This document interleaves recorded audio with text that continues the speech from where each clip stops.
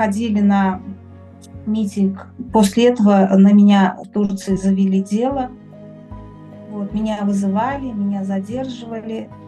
И поэтому я решила просто уехать оттуда, потому что я знала, что даже я, имея гражданство Турции, я не имела защиты.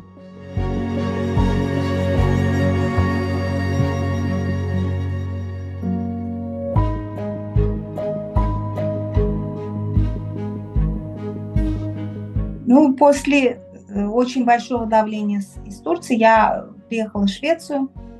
Как бы с третьей попытки я только смогла сюда переехать.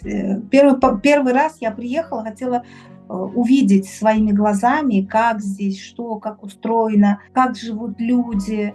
Я решила после после первого моего приезда я решила переехать сюда. Вот, приехала я в Швецию по рабочей визе. Вот, я сейчас работаю. Детей я устроила, они ходят в школу.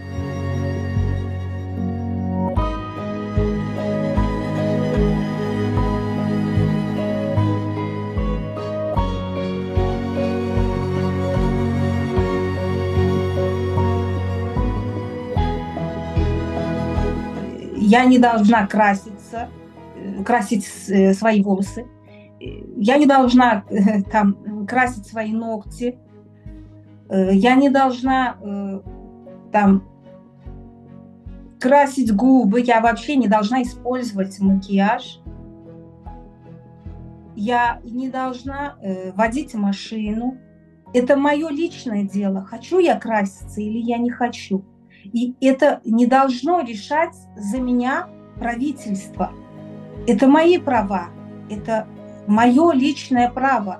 И если она начнет искать какие-то свои права, то просто на следующий день вызывают ее правоохранительные органы и дают предупреждение. Могут завести дело. Допустим, приезжает президент. Вот, его надо встречать. Я говорю просто о школах, о садиках. Приезжает, его надо встречать. Учителям говорят, вот, должны платья быть зеленого цвета, допустим, а сверху пиджаки должны быть красного цвета. И им неважно, понимаете, неважно, что там дети, у многих детей нет возможности даже купить хлеб, а родители влезают в долги, и им просто наплевать то, что родители могут купить это, не могут. Они просто ставят перед фактом, что ребенок должен быть в этот день в красном пиджаке и в зеленом платье.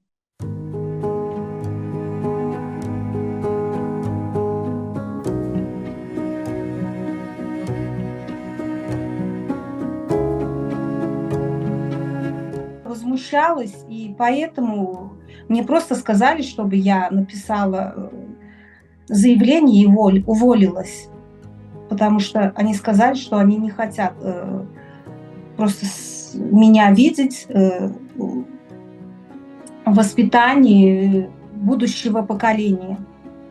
Вот, мне пришлось написать заявление и уволиться с детского сада. И сказали, что я не согласна с правительством, то, что я очень много возмущаюсь насчет политики Туркменистана. И сказали, если я буду дальше так продолжать, то не оставят меня в покое, и в конце концов я могу попасть в тюрьму. Мне просто угрожали. Говорили, чтобы я перестала высказывать свое мнение. Мне было всего 25 лет. И я и боялась, но все равно высказывала свое мнение.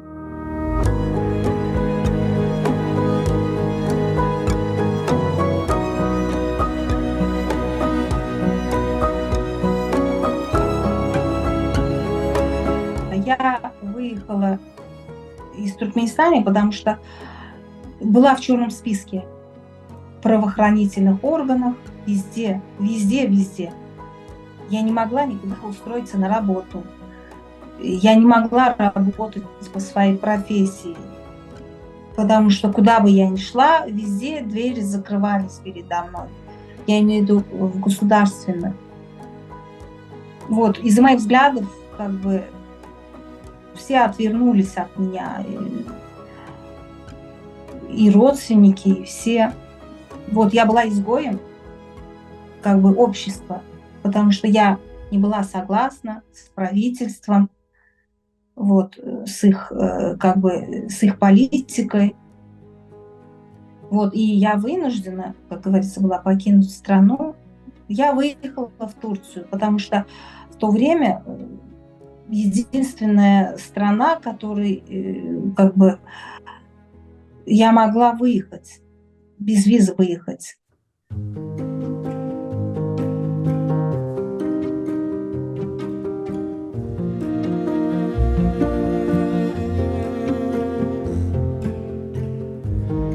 Если бы я вернулась бы обратно, то меня могли бы посадить, вот, или же просто я могла бы исчезнуть. Поэтому обратной дороги у меня не было, и мне пришлось как бы устроить свою личную жизнь в Турции. Там у меня родились 2 девочки. Вот. Прожила я там в Турции 18 лет. И как бы я опять начала говорить о политике, вот, потому что это несправедливость, то, что происходило там, на моей родине, меня просто угнетало. Я не могла об этом не молчать, просто не видеть. И поэтому я как начала гражданскую активистскую работу. И даже в Турции добрались до меня.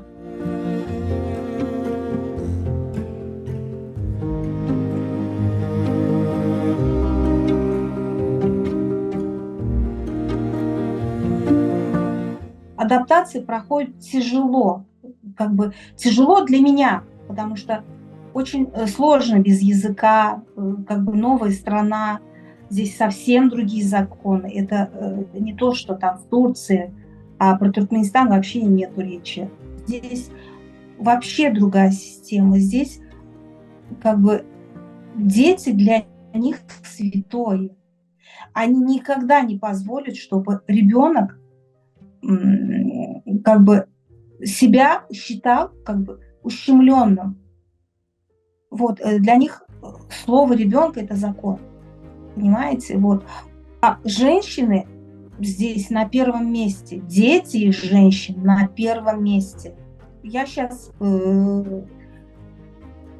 как бы и работаю, но при этом государство как бы платит мне, государство мне выплачивает, хотя я не гражданка Швеции. Но вы понимаете, государство Швеции говорит, правительство Швеции, приехавший сюда ребенок, любой ребенок, он имеет право жить в достатке.